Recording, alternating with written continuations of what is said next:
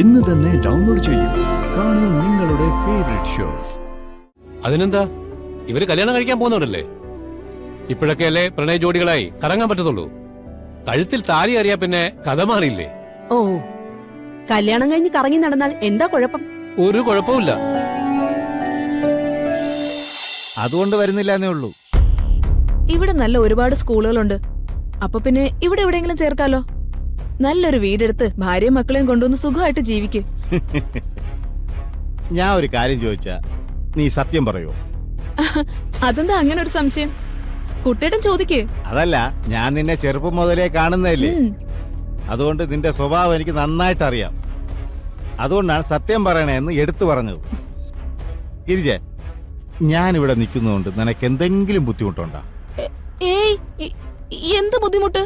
അല്ല, ഇപ്പൊ നീ എന്റെ ഭാര്യയെ കൂട്ടിക്കൊണ്ടുവരാൻ പറഞ്ഞതേ എന്നെ ഈ വീട്ടിൽ നിന്ന് ഓട്ടിക്കാൻ വേണ്ടിട്ടല്ലേ?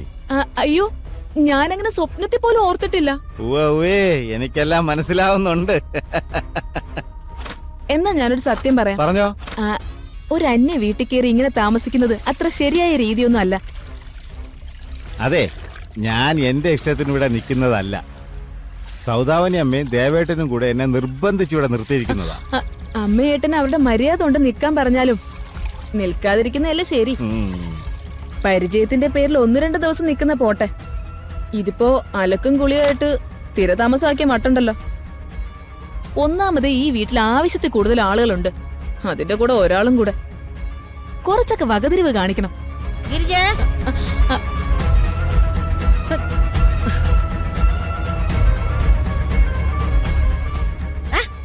നീ എന്താ കുട്ടനോട് പറഞ്ഞത്? ഞാൻ പറഞ്ഞില്ല, എന്താ തെറ്റ്?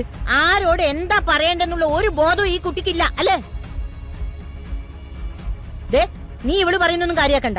അല്ലമ്മ, ഗിരിജ പറഞ്ഞാലും കാര്യമുണ്ട്. ഞാനിവിടെ നിൽക്കുന്നത് ശരിയല്ല. അതെന്താ ശരിയല്ലാത്തത്? നീ എനിക്ക് എന്റെ ദേവനെ പോലെ തന്നെയാ. അമ്മയ്ക്ക് വഴിയെ പോകുന്ന എല്ലാരും മക്കളാ എന്ന് കരുതി എല്ലാവരും വീട്ടിൽ കയറ്റി താമസിപ്പിക്കാൻ പറ്റോ? നിന്നോട് മിണ്ടാതിരിക്കാനാ പറഞ്ഞത്. ഇനി ചെലച്ചാലേ ഇറക്കി വിടാൻ പോകുന്നത് നിന്നെയായിരിക്കും. ഞാനൊന്നും പറയുന്നില്ല. അല്ലെങ്കിൽ സത്യം പറയുന്നവർ ആർക്കും ഇഷ്ടപ്പെടില്ലല്ലോ. അമ്മ, അതെ, ഞാൻ പറയുന്നത് നീ ഇവിടുന്ന് പോന്ന കാര്യമാണെങ്കിൽ എനിക്കത് കേൾക്കണ്ട. ഡ്യൂട്ടിക്ക് പോകാൻ റെഡിയാവ്. വാ, ഇതൊക്കെ ഞാൻ ചെയ്തോളാം. ഓ അല്ലമ്മേ, ചെല്ല്, പോ, വേഗം ചെല്ല്.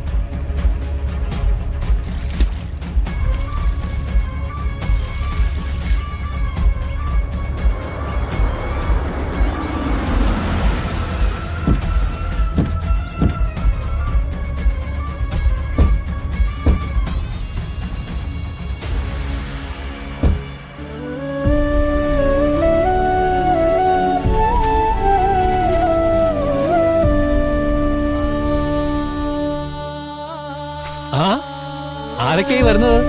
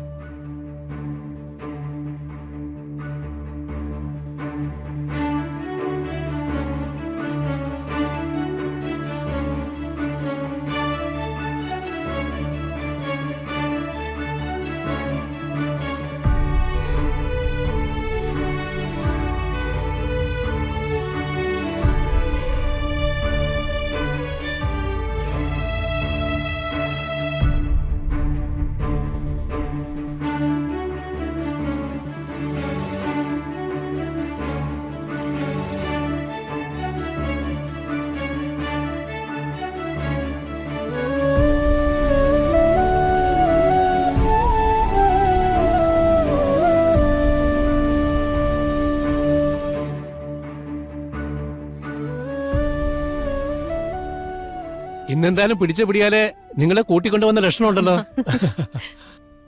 ഇന്ന് എന്തായാലും ഇവരെ ഇങ്ങോട്ട് കൂട്ടിക്കൊണ്ട് വന്നേ പറ്റൂന്ന് ധ്വനിമോൾ ഉറപ്പിച്ചു. അല്ലേ മോളെ? വാ, അകത്തേക്ക് വാ. മോനെ ഇരിക്കെ. പിന്നെന്തൊക്കെയുണ്ട് വിശേഷങ്ങൾ? കുഴപ്പമില്ലാതൊക്കെ പോകുന്നു. ഗുഡ്. മോളിരിക്കെ. നിങ്ങൾ എത്തിയോ? ഞാനേ ഇവളുടെ ഡ്രസ് ഒന്ന് മാറ്റിയിട്ട് വരാം. ആഹാ, നിങ്ങളിത് എപ്പോഴും ഇങ്ങനെ കറക്കുവാണോ? ധ്വനിമോളുടെ ബർത്ത്ഡേ ഫംഗ്ഷന് രാത്രിയിലും വന്നിരുന്നല്ലോ. അതിനെന്താ, ഇവര് കല്യാണം കഴിക്കാൻ പോകുന്നവരല്ലേ? ഇപ്പോഴൊക്കെയല്ലേ പ്രണയ ജോഡികളായി കറങ്ങാൻ പറ്റത്തുള്ളൂ. കഴുത്തിൽ താലി അറിയാ പിന്നെ കഥ മാറിയില്ലേ? ഓ, കല്യാണം കഴിഞ്ഞ് കറങ്ങി നടന്നാൽ എന്താ കുഴപ്പം? ഒരു കുഴപ്പമില്ല. പക്ഷേ നിങ്ങൾക്കൊന്നും ഭാര്യമാരെ കൊണ്ടു നടക്കാൻ താല്പര്യമില്ലെന്നേ ഉള്ളൂ. എന്നാലും കല്യാണം കഴിക്കാതെ ഇങ്ങനെയൊക്കെ നടക്കുന്നത് അത്ര ശരിയല്ലെന്നേ ഞാൻ പറയൂ. എന്റെ മകൻ ഇങ്ങനെയൊന്നും ചെയ്യാൻ ഞാൻ സമ്മതിക്കില്ല. രണ്ടുപേർക്കും കഴിക്കാൻ ഞാൻ എന്തെങ്കിലും എടുക്കാം. അയ്യോ വേണ്ട ചേച്ചി. അത് സാരമില്ലെന്നേ, പെട്ടെന്ന് എടുക്കാം. ഇരിക്കേ. അല്ല, സഹദേവനങ്ങൾ ആന്റിയൊക്കെ അവര് പുറത്തേക്ക് എവിടെ പോയിരിക്കുക? ആ.